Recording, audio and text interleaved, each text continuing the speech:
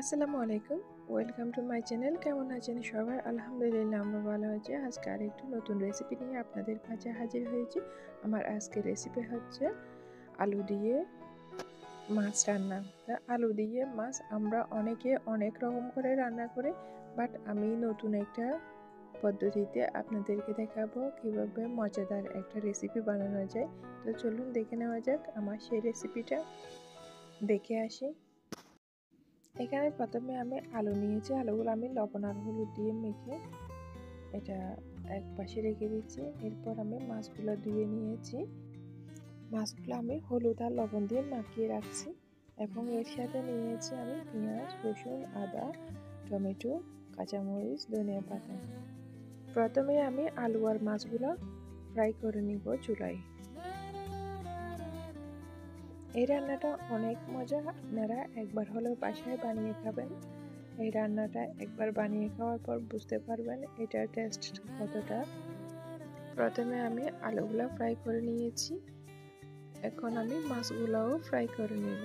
মাছগুলো ফ্রাই করার সময় আপনারা আধা ঘন্টা আগে লবণ আর হলুদ দিয়ে ভালো করে মাখিয়ে রাখবেন যাতে লবণটা মাছের ভিতর ঢুকে।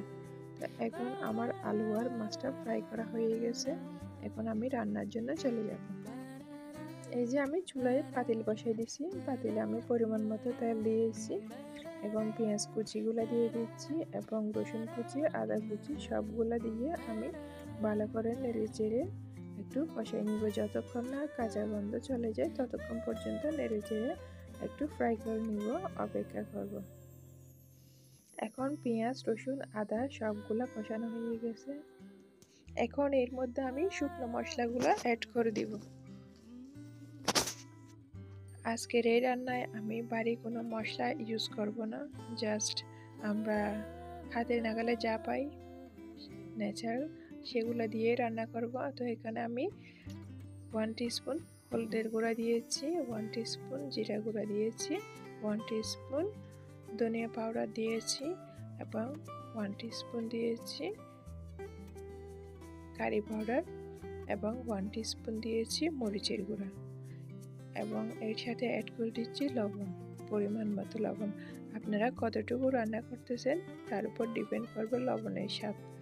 তো সেই জন্য আমি কতটা আপনাদেরকে বলতেছি না। এখন সব কিছু দেওয়ার পর আমি একটু নেড়ে চেড়ে কষিয়ে নিব এবং এর সাথে আমি একটু করে পানিও অ্যাড করে দিব, কেননা পানি অ্যাড না করলে মশলাটা পুড়ে যাওয়ার চান্স থাকে, সেই জন্য পানি অ্যাড করা।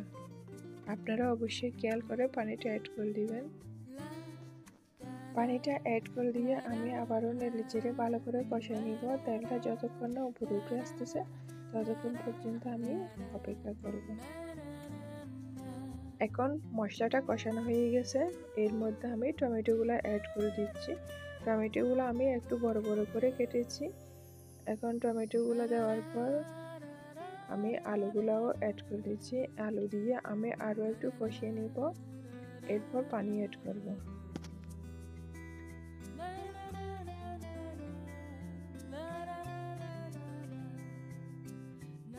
এখন আলুগুলো কষানো হয়ে গেছে, আমি এর মধ্যে পানি অ্যাড করে দিচ্ছি। এই পানিটা সিদ্ধ করে আমি রেখেছি চুলায়, পানিটা ব্লক আসার জন্য অপেক্ষা করব।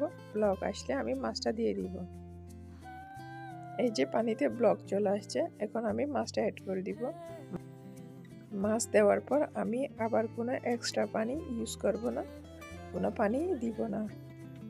মাছটা দেওয়ার পর আমি আরও একটু নেড়ে চেড়ে ভালো করে রান্না করে নিব। এই রান্নাটা অনেক মজা, আপনারা অবশ্যই একবার হলেও ট্রাই করবেন, তারপর আমাকে কমেন্ট করে জানাবেন আপনাদের কেমন লেগেছে। তো এটা আমি আরও 10 মিনিট রান্না করব। 10 মিনিট রান্না করার পর এর সাথে আমি ধনিয়া পাতা অ্যাড করে দিব এবং কাঁচামরিচ উপর দিয়ে অ্যাড করে দিয়ে 2 মিনিট চুলায় রেখে তারপর চুলা থেকে নামাই ফেলব। তো যারা আমার দর্শক তারা আমাকে অবশ্যই সাপোর্ট করবেন, আমার চ্যানেলটা অবশ্যই সাবস্ক্রাইব করে দিবেন। তো এখন আমি উপর দিয়ে ধনিয়া পাতা আর কাঁচামরিচ দিয়ে দিয়েছি। এখন আমি ডেকে 2 মিনিট রাখবো, তারপর চুলা থেকে নামাই ফেলবো। তো চুলা থেকে নামানোর পর এই যে মাছের ফাইনাল লুক আপনাদেরকে দেখাচ্ছি।